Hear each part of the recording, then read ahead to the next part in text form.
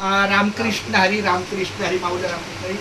धन्य आज दिन झाले संतांचे दर्शन, झाली पापा तापा तुटी दैन्य गेले उठा उठी, झाले समाधान पायी विसावले मन, तुका म्हणे आले घरा तोची दिवाळी दसरा.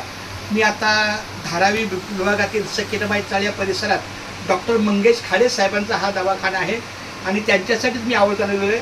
आपली मुंबई ते पंढरपूर पायी श्री संत रोहिदास दिंडी क्रमांक 24 हे दिंडीचं 49वं वर्ष आहे आणि मागच्या गेल्या काही वर्षापासून आमचे गणेश रोहिदास भोईटे, हरिभक्तपरायण भोईटे माऊली, त्यांच्या सहवासानं या माऊलींचा आम्हाला संपर्क झालेला आहे आणि त्यांच्याकडून आपल्या वारकऱ्यांच्या सेवेला अतिशय चांगल्या पद्धतीचं वैद्यकीय सुविधा साधन सामुग्री मिळत आहे आणि म्हणून त्यांची नोंद आम्ही दिंडीतल्या वैद्यकीय साधन सामुग्रीच्या माध्यमात केलेली आहे.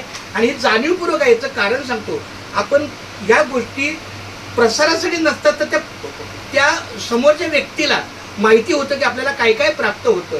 ह्याच्यातून आपल्याला काही गोष्टी आपल्या अन्नदात्याला म्हणा किंवा वारकरी संप्रदायाला माहिती होणं गरजेचं असतं. त्यामुळे हा मुंबई ते पंढरपूर दिंडीची जाहिरात मी त्यांना देत आहे. त्याचा त्यांनी स्वीकार करत आहे. पुंडलिक वरद हरी विठ्ठल श्री ज्ञानदेव तुकाराम पंढरीनाथ भगवान की जय.